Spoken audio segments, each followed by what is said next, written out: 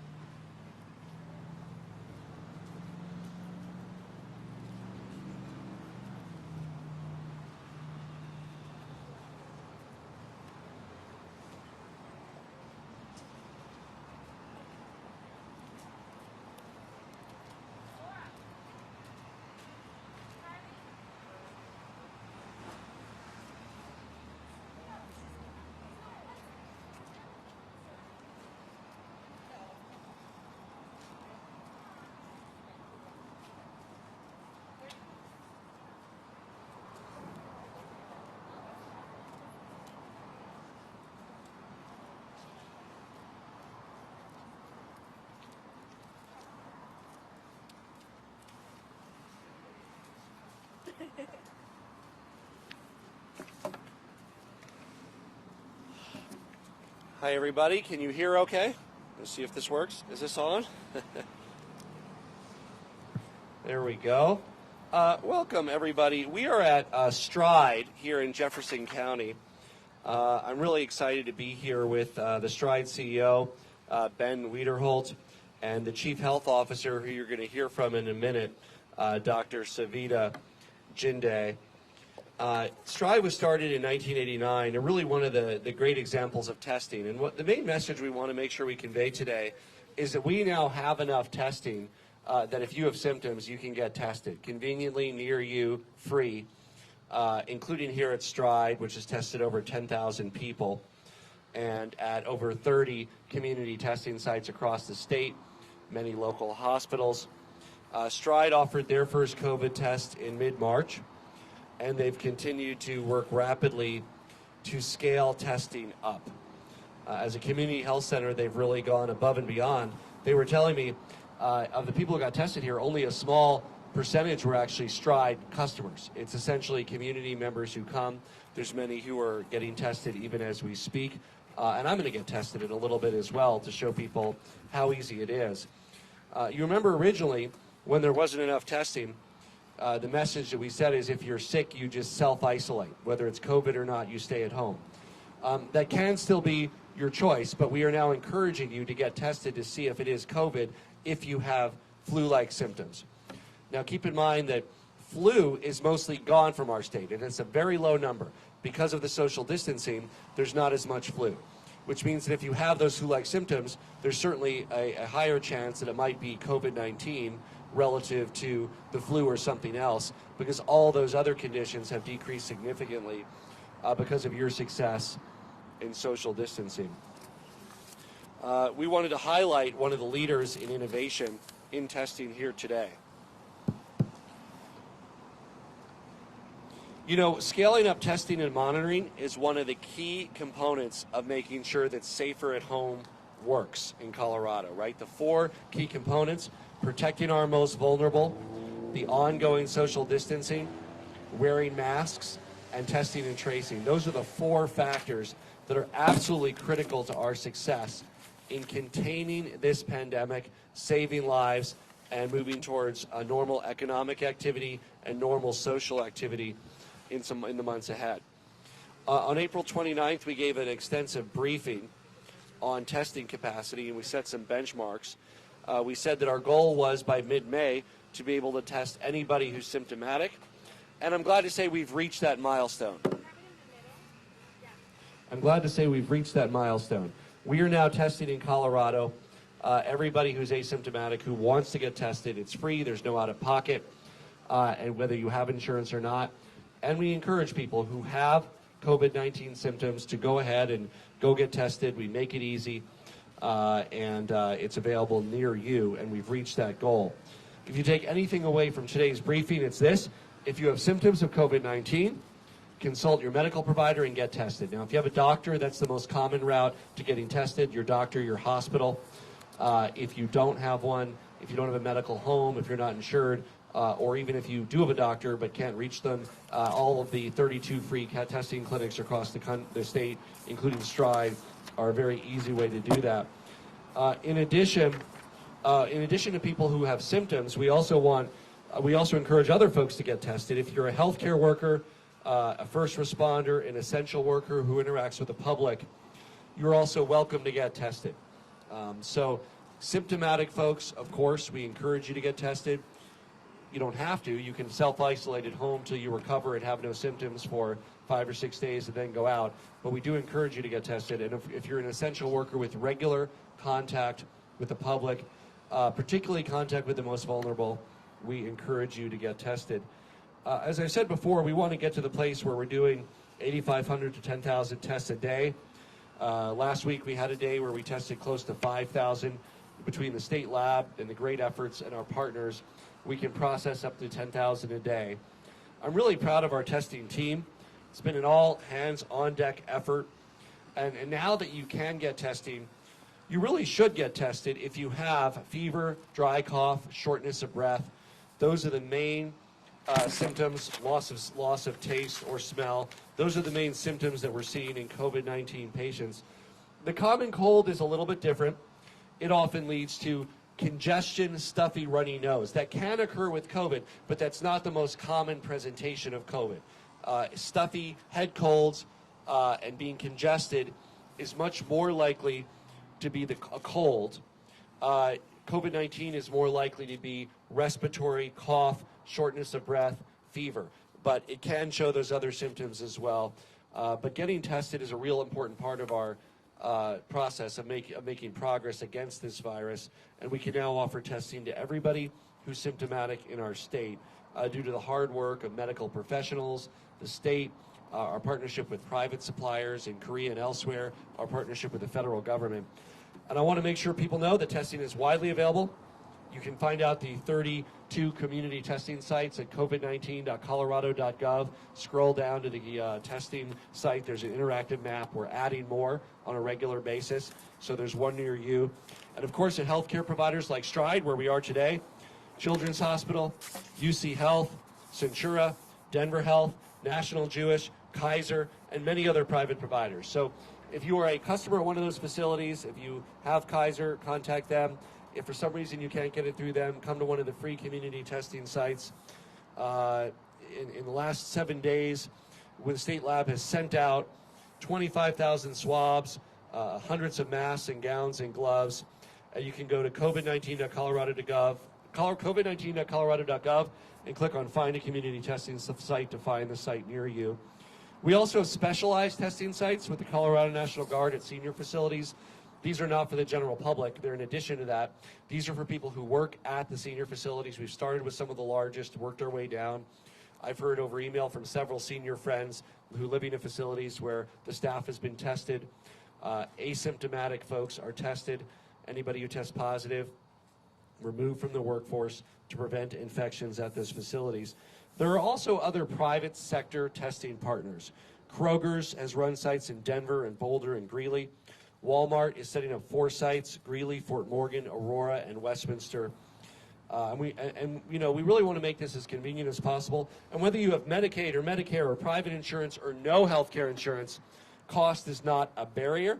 There is no copay. There is no out-of-pocket for testing. And that is an important message that I want to make sure that people know. If you have symptoms in Colorado, we are proud to say that we are now ready to test anyone with symptoms, and we do want you to get tested. If you make the choice to self-isolate, you can do that. Remain out of contact with anybody until 5 days after your last symptom departs. That last symptom could be fever, it could be a cough. 5 days after that leaves, you can go out. Or, again, if you want to get back into circulation sooner, you should go out and get tested, because you might not have COVID, and then you can go out right after your symptoms resolve. Or if you do, I think your loved ones and friends should probably know that so they can get tested too. We're in this together, and that means making sure everyone can get tested, particularly as businesses have been open for a few weeks now, people are back at work at the office. We need to continue to show that individual responsibility. That's what's going to get us through this. We can't go back to how we lived in January and February. We need to limit our social contacts, stay 6 feet away from others where we can, wear a mask when you're in public. The more Coloradans do that, the more we will suppress the virus and the more that our economy will recover rapidly, because the economy is about confidence. And it's about making sure that people know that the virus is contained at a level where they can go about their daily lives without putting their lives at a great risk. Now, Stride and others do 2 types of testing. What I've been talking about today is a swab-based viral testing. That's what in a few moments you'll see me be tested for as well. The other kind of testing is antibody or serology testing, or a blood test, okay? So for the swab test, Stride does it 2 ways. They do it with a swab in your mouth or in your nose. Those are the 2 ways they do the swab testing. The blood test is, for anybody who's had a blood test, it's just like that. They take a tube of blood, some take less than that, and then they see whether you have the antibodies. The antibodies are relevant for finding out if the body has had a response to the virus. Since antibodies take a while to develop, but they continue to show up, they will help say whether you had the virus. You may still have it. You may have overcome it. They're a tool for research, but it's also too soon to know exactly what antibody tests mean for individual patients. We expect that there is increased resistance from those antibodies. Scientists don't know the degree of that resistance. They don't think it's 0. They also don't necessarily believe that it's 100%. They believe those antibodies show stronger resistance. A person could test negative on an antibody test, but could still be spreading the virus because they have the active virus and they haven't developed the antibodies yet. They have the active infection. We're very proud to see partners in our scientific community studying this and learning more about the impact of serological testing every day. As we are rapidly going back to work, opening our economy and businesses, it's more critical than ever that we gather data and information, that if you're symptomatic, you get tested. The only way we know that is through virus testing, as well as the testing for antibodies, which we're doing as well. And it's wonderful that Stride is offering both options to people.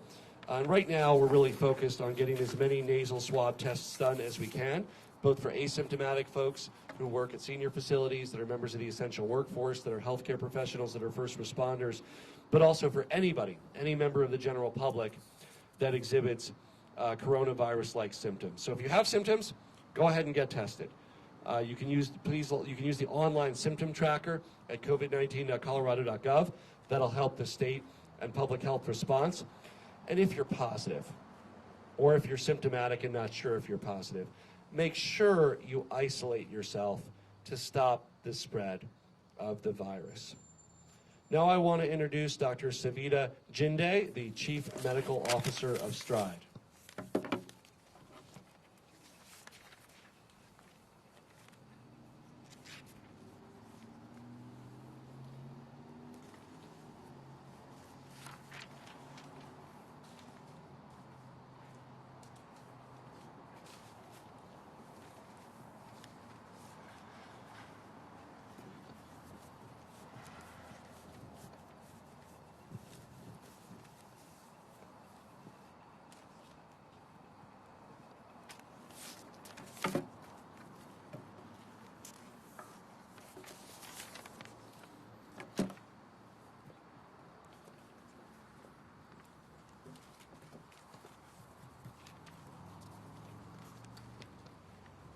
So Stride Community Health Center is proud to be leading the community response to COVID-19.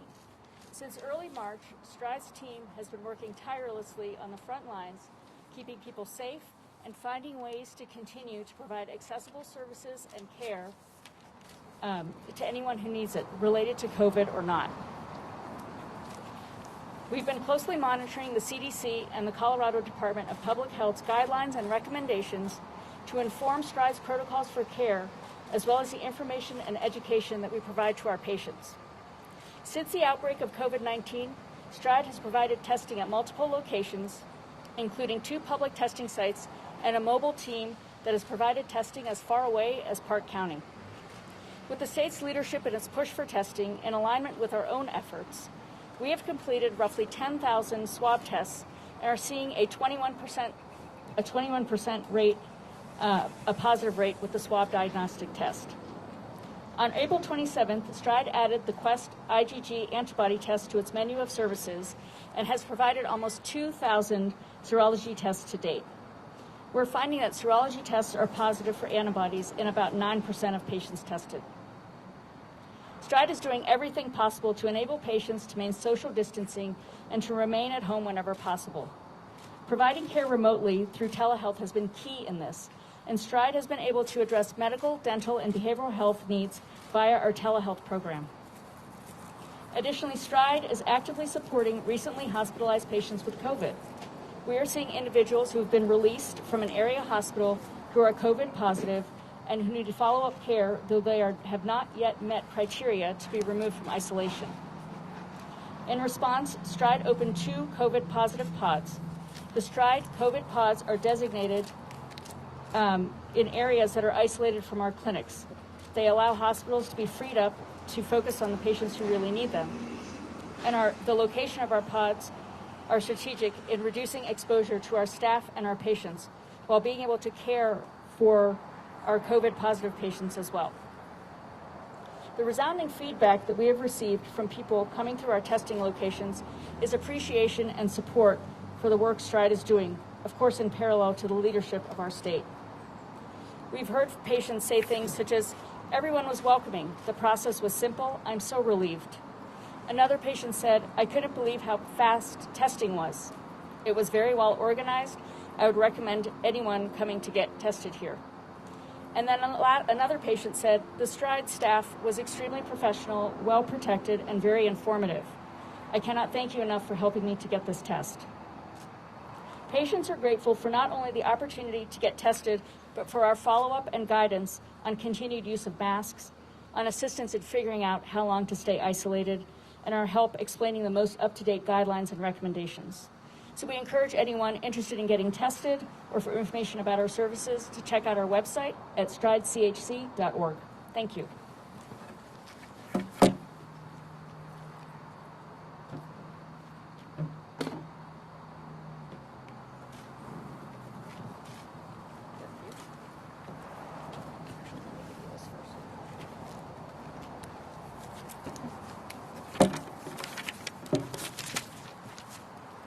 Thank you, Dr. Jinde. In a moment, I'm going to be tested, and I want the people of Colorado to see how easy this is. As a government worker who interfaces with the public, I meet the criteria, as do grocery store workers, as do first-line responders, as do people who work in medical care, or government workers who interface with the public who are asymptomatic. So just like others who interface with the public, who are in government service or work at grocery stores, I'm getting tested. Now, you don't need to if you're not symptomatic. You can, especially if there's an outbreak in your facility. It might be a wise thing to do. We really are encouraging people who are symptomatic to get tested, but there are many people who meet the criteria in healthcare, in senior facilities, and other areas that even if you're asymptomatic and if you have an hour or two, it would be a smart thing to do. Keep in mind that a test, though, is only a picture of a moment in time. And that's why, with our program at the senior centers, we are developing ways where we go back and test the same people. Ideally, once a week, might be every 2 weeks initially, because we want to continually screen out anybody who might have contracted the virus and test positive but be asymptomatic to prevent some of those outbreaks. So that program is rapidly expanding. I also wanted to talk briefly about restaurants. We will have the draft guidance on restaurants out tomorrow or later today for the general public to look at, for restaurants to start preparing for opening. I'm also encouraging all the cities and counties that restaurants operate in to look at their options for outdoor dining, for opening up sidewalks and streets. That's really the only way with the spacing that we're going to have a thriving restaurant environment for the coming months. Thankfully, Colorado has wonderful summer weather. 9 out of 10 days in summer are terrific for outdoor dining.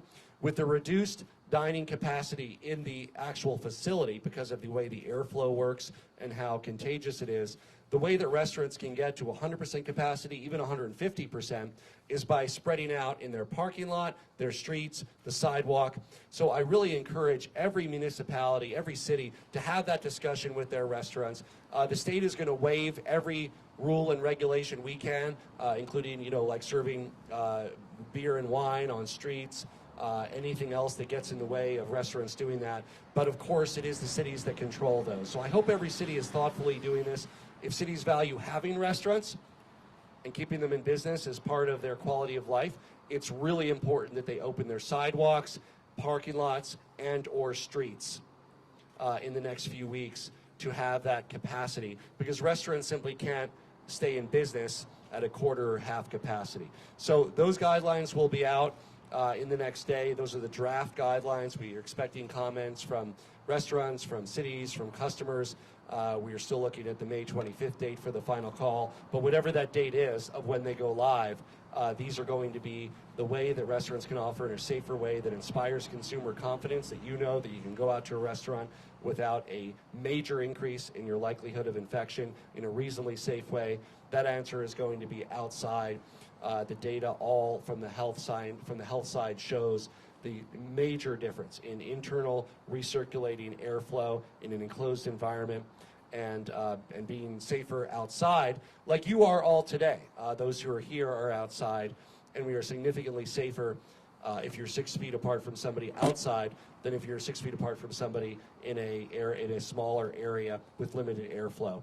So encourage cities to have that discussion with their restaurants. We want a thriving culinary scene. To be able to do that, it requires a partnership that includes sidewalks and parking lots, and in some cases, city streets, to expand that capacity to allow for greater spacing. So I'm going to be tested now. I was tested at the White House last week. It was a different platform, a different test. This test that we're giving Coloradans is far more accurate than the Abbott test that was used at the White House. The Abbott test used at the White House is one that we use in a targeted way in Colorado, but this test that we're making widely available for people has a much higher accuracy rate than the test that the White House uses. And everybody who gets tested should have their results back in 24 to 48 hours from when you get the test. You can go to covid19.colorado.gov and click on the community testing sites to find out all of the different places that you can get testing. That's in addition to places like Stride, hospitals, UC Health, Kaiser, Centura, all of the normal medical partners. So with that, we're going to go get tested.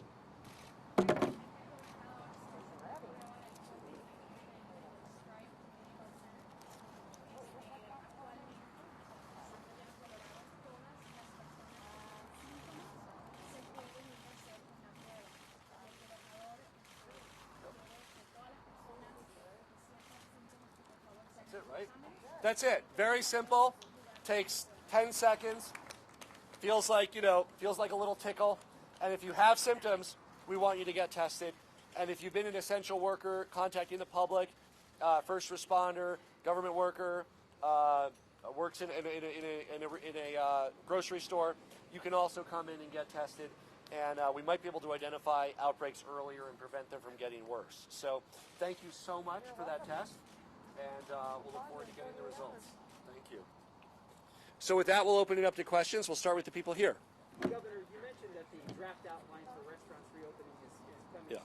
Previously, you had said it might not be May 25th, coming sooner than expected. Okay. No, I want to be clear. These are the draft guidelines under which restaurants can open because they need time to get ready. The date is the piece that we will not have till May 25th. So we didn't want to, on May 25th, say, here's what you need to do. That would mean restaurants couldn't open until a week later because they might have to move their tables around and change their staffing. So these are the draft guidelines. We will then, I'll give you the exact timeline. These draft guidelines are going to be out today or tomorrow. We are then going to, over 2 or 3 days, take public feedback, finalize these guidelines by the end of the week, and then announce the date next week, May 25th, which we hope is then, based on the data holding up around the level of the virus in Colorado. So you will tell restaurants how they can reopen? Exactly. This is how they can reopen. The definitive when needs the data from the next week, which we don't have yet.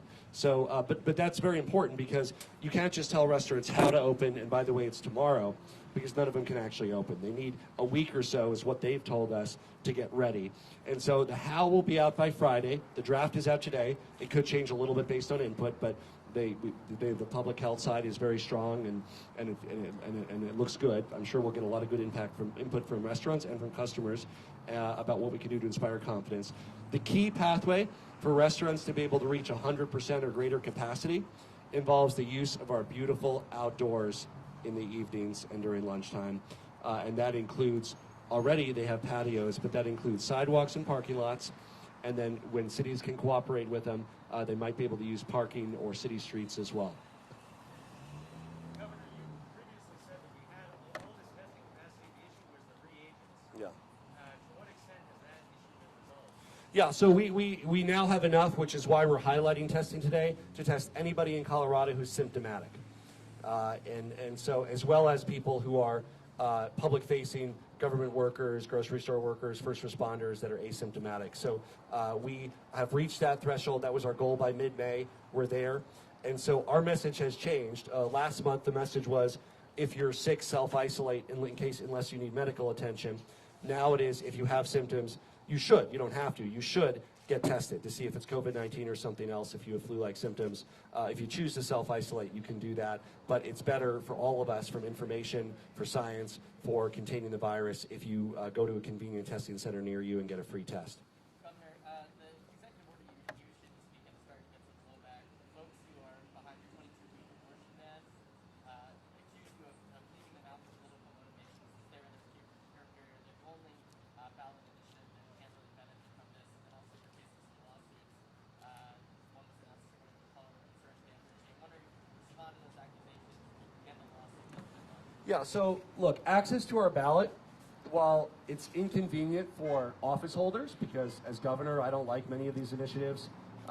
Many members of the business community, leading Republicans and Democrats don't like many of these initiatives followed. It's not about us, it's about you. It's about the right of the people to petition to place something on the ballot. And because there is a public health emergency that makes the normal petitioning gathering next to impossible, it was absolutely critical that we honor the right of the people to place ballot initiatives on the Constitution by creating a way that is consistent with our constitutional principle of the right to petition and meets the needs of this public health environment. So I think we threaded that needle, working with the Secretary of State, to create a way where people can submit those signatures by scanning them in digitally or mailing them in. And we look forward to working with the Secretary of State on the rulemaking. Obviously, no initiatives were separated out based on whether I like them or not. There's many initiatives that are going to be using this that I like and many that I don't like. It would be very convenient for a governor to shut down the initiative process and say, sorry folks, I'm going to take all the power and not let the people have it. I think what's most important, though, is we don't let our democracy be a casualty of this pandemic. And I believe that the people of Colorado have the ability to place initiatives on the ballot, and that's why we made sure that we preserve that during this pandemic, even if it decreases the power of the legislature and the governor. On some initiatives that gathered signatures before the pandemic, it doesn't affect them. So if they turned in their signatures before the pandemic started, then their signature gathering was not affected by the pandemic. There's some that have qualified that way. They're still on the ballot. There's some that have not qualified. There's others that are in cure periods from pre-pandemic signature gathering. Yes. Okay, telephone question. From Biz West, last week the state revoked the license of a restaurant in Castle Rock. There are restaurants that have been operating after the county said it wasn't so. In Weld County, what's the status of the state's actions toward Weld County? Weld County has not taken any actions that I'm aware of in contradiction to Safer at Home. Any business that illegally operates is of course subject to losing their license. That happens in normal times. Restaurants always have hepatitis guidelines, they have health ratings. Any restaurant, a year ago, 5 years ago, 10 years ago, any restaurant that operates in a way that's a health hazard loses their license to operate. That's the way that we as customers know that restaurants are reasonably safe to go to. So, of course, that's true if they're not following COVID-19 protocols, if they're open illegally in an area that can't be open. Keep in mind there's a number of counties in our state where restaurants are already open. But if it's a county where they are not yet able to be open and they don't have guidelines to open and they're operating illegally and they're a health hazard, just as they would have lost their license, 5 years ago for hepatitis or salmonella, of course they would lose their license today for COVID-19. Adrian Thomas from KREX, what specifically are social distancing practices that will be in place for schools? Will this be statewide or will districts be able to make modifications? There will be statewide guidance that will be implemented by school districts because it's a very different situation on the ground.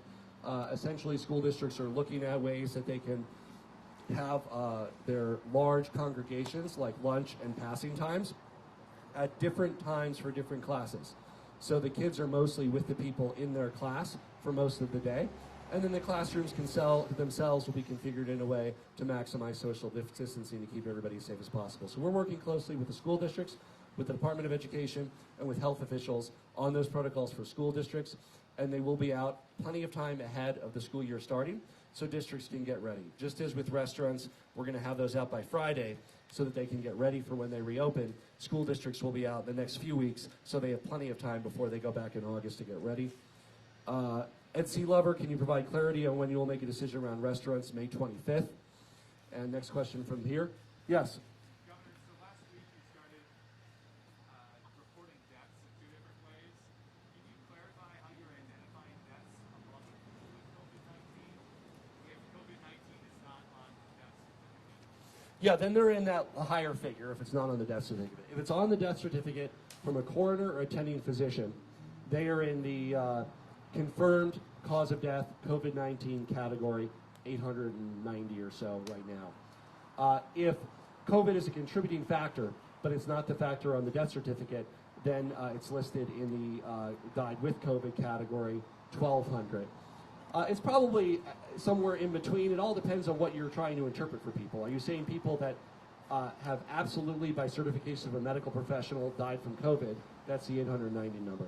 Several hundred more died with COVID. It might have contributed to their death. And then there's people that we've missed altogether that probably died from COVID that aren't included in any number because they haven't been confirmed by a coroner or autopsy. So, the point is that we want people to be confident in this number. And there are unfortunately people that attack these numbers, and we wanted to make sure that we had the strongest possible defense by saying, look, a doctor, a coroner, a attending physician use their professional respectability and authority to say this person died of COVID-19, and no one, no bureaucrat or anybody else should ever change that to say they didn't die from COVID-19. And so that number is being reported along with the other numbers. The only number that's not reported are the ones we don't know about because we don't know about them.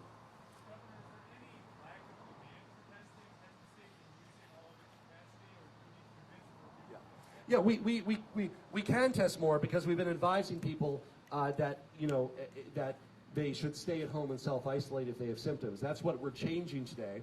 You can stay at home and self-isolate if you have symptoms, but we are now encouraging you to get tested. So that's the change in policy today. A month ago, that wouldn't have worked because we didn't have enough tests for people that had COVID-19-like symptoms. So we said self-isolate, stay at home, assume you have COVID, even though it's only 20% chance you do. Don't go out until 5 days after your last symptom. Now we're saying if you have COVID-19 symptoms, you should get tested. You can stay home and self-isolate, but you should get tested. So yes, we are now ready to encourage more testing versus a month ago where we were unable to accommodate more testing. And that's due to the hard work of our testing unit, of our partnership with the federal government, private suppliers, South Korea, Stride, and so many others, the public county, the county health authorities, and so many others. Good follow-up? Well, that depends on whether more people come in or not. So we are now ready is the point. A month ago we said if you're sick, you don't need to get, there's still no clinical treatment for COVID-19 unless you need to be hospitalized. I mean, they will send you home and say you need to just get better unless you need hospitalization and get hospitalization. But we now are encouraging people to get tested. And I do expect that, yes, people will respond to that. It's now easier, it's now simple, they now know it's free, and more people with symptoms will get tested.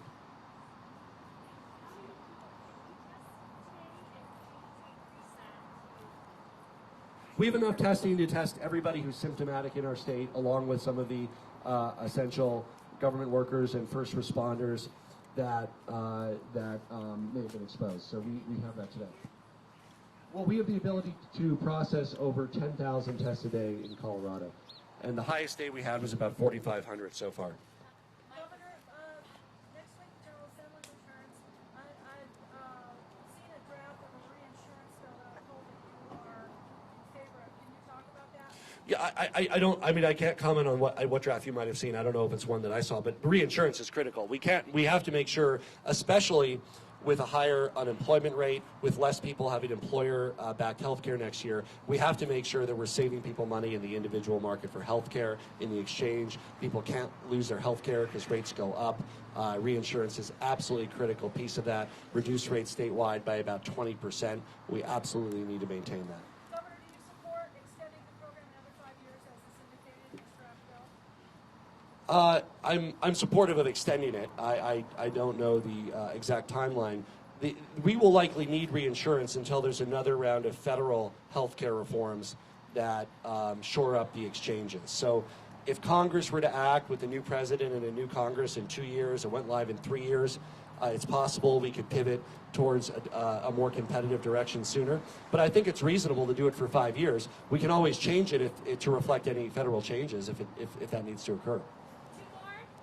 Governor, the CPHE's form to actually get tested, it's very specific. It doesn't necessarily cover all the viruses Yeah. that are on it. I think there are people out there who are not getting tested because they still feel like that they're not reaching the level. I wanted to go back and ask Yeah. you guys Yeah. see the dearth of people showing up? Is this why we're doing this today? All of those documents will be updated to reflect the criteria that I described to you today. If you're symptomatic, you can get tested. If you are asymptomatic and a essential worker that works with the public, you can get tested, and those documents will be updated as well. There will also be stronger advice to get tested, of course, for those who might be at risk of bringing the virus to others as well. So that'll all be updated. This is the first day that we're saying that we're ready for anybody who's asymptomatic, everybody who's symptomatic to be tested. And we expect that many people will react to that. So we expect that many more people will get tested now, knowing that we're no longer indifferent or discouraging and saying self-isolate. That we're now saying you can self-isolate, but we actually encourage you to get tested. Governor, you said that more testing, the economy's not confidence. More testing means more peace of mind for Yeah. businesses. What's the correlation, though, between rising testing numbers and your comfort level with reopening various things? So, Yeah. 10,000, what can you do that you don't feel comfortable doing today?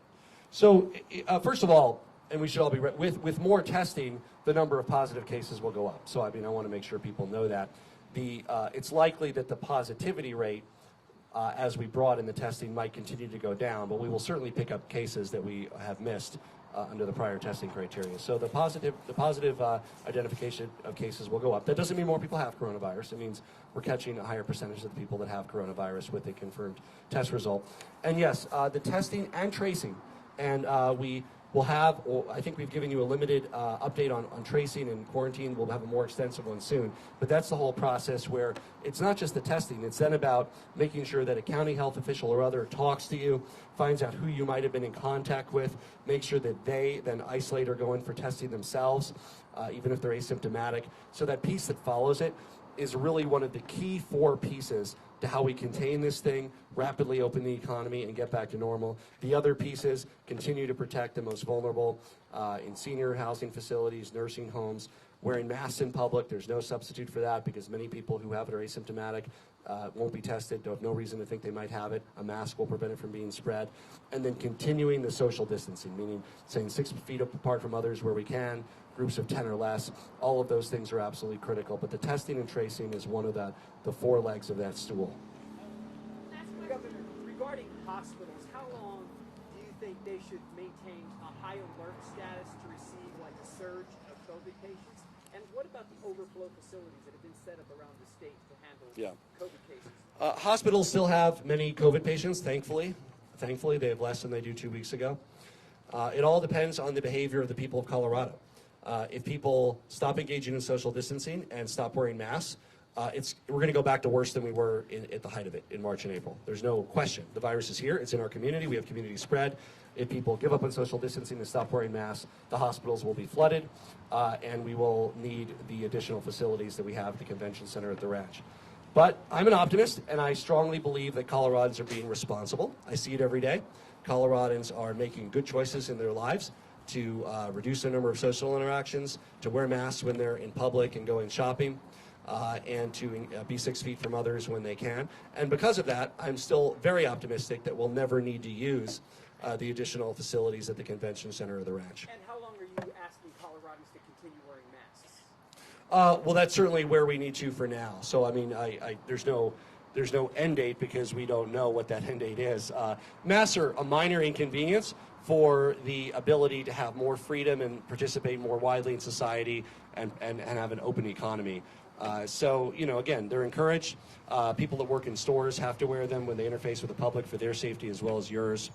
And the countries that have successfully navigated this crisis have gone to a mask-wearing culture sooner rather than later, and that has a significant impact on reducing the spread. Is there anybody who hasn't asked one yet or has a quick second one? We'll go to one more. Yes. Are you open to looking at new sources of revenue to delay some of these budget cuts, such as the emergency tax and the Well, what we do with ballot initiatives is we've made it a viable pathway consistent with the public health crisis for all of the different ballot initiatives out there. Some cost revenue, some ad revenue. I have no idea which ones will make the ballot, we wanted to create a pathway that honors the right of the people to petition their government. There are a number of folks that are doing that. Some add revenue, some lose revenue. We're not, I think somebody asked this in a previous, I myself don't look at them until they're actually making the ballot because there's always hundreds that are filed and I don't know which ones are serious or not. And like any Coloradan, I have my opinions, but and I'm not shy about sharing them, but I do that after we know what's on the ballot. Thank you all very much. Again, the main message from today, if you have symptoms, you can get tested, covid19.colorado.gov, 32 community testing sites, your local hospital. We want to make it as easy as possible for you. Continue to wear masks when you're in public. That life you save could be your aunt, your uncle, your sister, your brothers. It could be your own. And continue to remain 6 feet from others where you can. And together, we're going to get through this and come out the other end even stronger. Thank you.